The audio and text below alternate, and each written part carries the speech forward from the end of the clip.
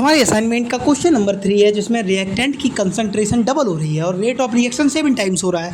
तो जब कोई ऐसा क्वेश्चन आ जाए जिसमें रेट ऑफ रिएक्शन और कंसंट्रेशन का मेल आरसीएन रूल में सही से ना खाए और ऑर्डर ऑफ रिएक्शन जो है वो बिटवीन दो चीज़ों के बीच में, जैसे 0 से 1 या 1 से 2 या 2 से 3 हो सकती है क्या, इनमें से किसके बीच में रहेगी, तो आरसीएन रूल लगा दो। आर कितना है 7 टाइम्स हो रहा है, सी कितना है 2 और पावर n लगा दो। तो n बराबर 7/2 आ जाएगा क्या, हाँ आ जाएगा। 7 है, 2 जो गुणे में थे वो नीचे जाएंगे, r बराबर 7/2 आ जाएगा।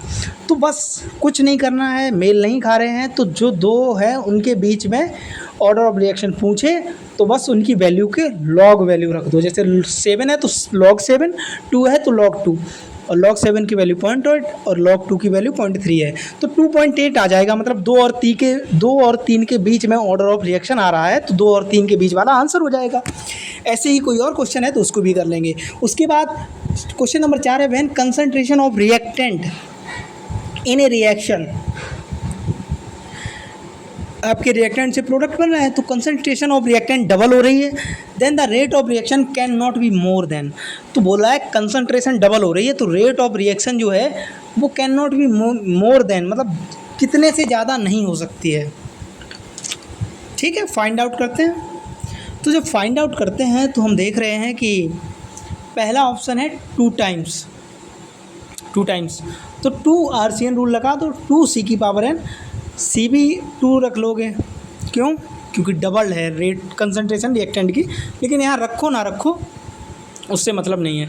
ऑप्शन 2 में आरसीएन में 4 टाइम्स क्या हो रही है रेट ऑफ रिएक्शन, तो 4 बराबर सी 2 है जो डबल हो रही थी रिएक्टेंट की, लेकिन उसे रखो ना रखो आपको इतना पता है पावर बराबर है तो n बराबर 2 आ जाएगा।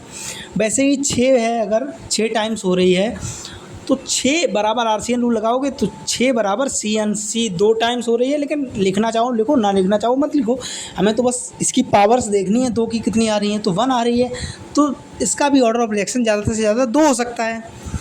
आखिरी ऑप्शन है 8, तो इसमें देख रहे हैं हम कि 8 बराबर CN, तो 8 को अगर 2 की पावर में तोड़ोगे तो 2 की पावर 3, और इधर भी C कितनी है 2 गुना डबल हो रही थी, हमने C लिख दिया है लेकिन डबल हो रही है, क्वेश्चन से पढ़ लोगे तो n बराबर 3 आ जाएगा ऑर्डर ऑफ रिएक्शन यहाँ से, क्योंकि 2 की पावर 3, तभी 2 दूनी 4, 4 दूनी 8, और C इधर भी 2 था तो n बराबर 3।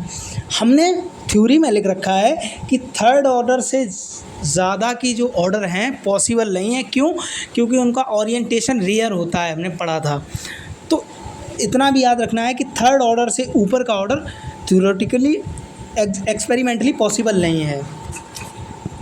तो ठीक है, तो इसका मतलब चौथा आंसर सही है 8 टाइम्स वाला, क्योंकि यहाँ n बराबर 3 आ रहा है तो इसमें लिखा है then the rate of reaction can not be more than 8 times, मतलब can not be more than 3 से ज़्यादा का ऑर्डर ऑफ रिएक्शन नहीं हो सकता है, इसलिए चौथा वाला ऑप्शन 8 टाइम्स वाला सही है। n निकाल लिया करो, n अगर 3 आ जाए तो इससे ऊपर का पॉसिबल नहीं होता है, इसलिए वही वाला आंसर होगा। बात ख़त्म। ये 2 थोड़े नए क्वेश्चन थे, आई होप दोनों समझ में आ गए होंगे। That's all.